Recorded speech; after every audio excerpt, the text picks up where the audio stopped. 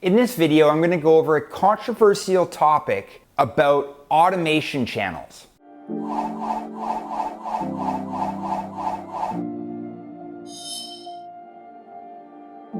So on this channel, I'm constantly testing different YouTube strategies to better my clients' experiences on YouTube.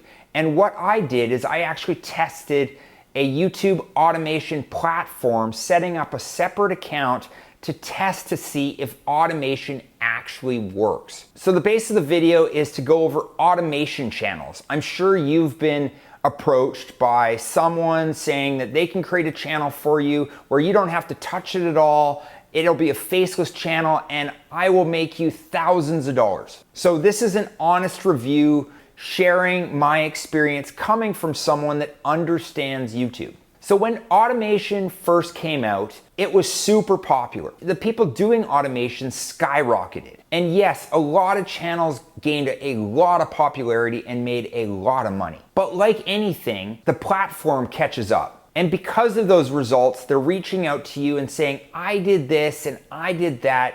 And yes, I made a client a lot of money. But from my experience, what I've seen is they're probably sharing screenshots, not a live video of their whole back end of their channel, because chances are they've been reusing that same content over and over and over again to many different people. When I do cold calls to new real estate agents, I don't share screenshots. I do a live video overview of the back end of your channel, or from what I see for the front end of your channel, and how we can make it better. So when I started an automation channel, I was completely quiet about what I knew about YouTube or what I did for a living. I gave the guy $400 and we started a new channel. He added a few videos and then the channel got blocked almost immediately. I sat back not really knowing, and he came at me with a different excuse. But I knew the excuse right off the bat. He was actually reusing content over and over and over again, so the content wasn't original. And that's why the channel got blocked for spam. So I explained to him, he needs a strategy, the content needs to be more original,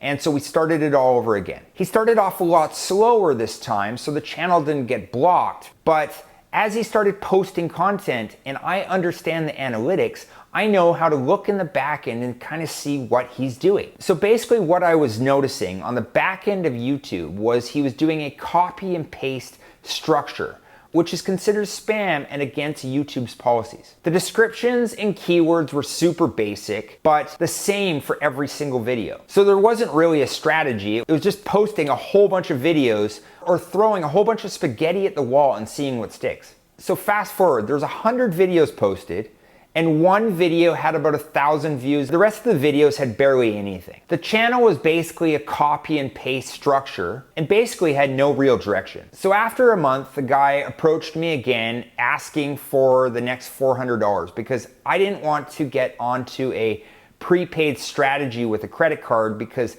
I was a little weary in the beginning. He expressed his concerns and he said to me, the channel's not really growing because the content isn't very original. So if you give me another $400, we'll start creating more original content. So I waited another month, I paid another $400, and I definitely had some concerns. But for the sake of doing this, I kept them to myself and I wanted to see what he would come up with. What I did is I started looking on other channels using similar keywords, and I noticed that the video had been posted many different times on many different channels. So after 2 months, basically I went up about 10 or 15 subscribers. I had 1 or 2 videos up over 1,000 views. I'd spent $800 and nothing was really growing. So obviously I stopped it. When I approached him about the situation, he said, well, these things happen and everything on YouTube is built for the long term, which is correct.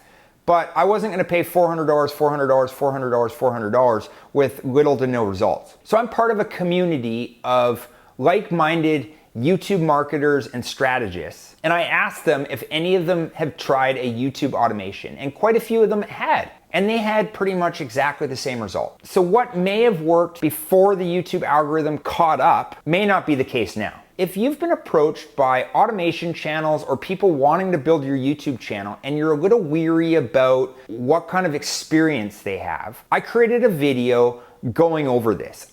You see, I get asked if I want to build my YouTube channel almost daily from all different people of all different walks of life. So I created a video going over what to look for and what I do differently when it comes to helping real estate agents grow on YouTube. It all comes down to numbers and honesty. And you have to be a little weary when people are only providing screenshots, because those screenshots can be easily photoshopped. In that video, I will share with you the things that you need to watch out for, as I did find some very good ones, but it was a diamond in the rough. So I have to ask, if someone is approaching you for an automation channel saying that we can do all of this for you, why aren't they doing it for themselves? If I was an automation expert and I did it once, wouldn't I want to do it over and over and over and over again? If you like this video, give it a like, consider subscribing to the channel, and if you've been approached by an automation, let me know down below. In the meantime,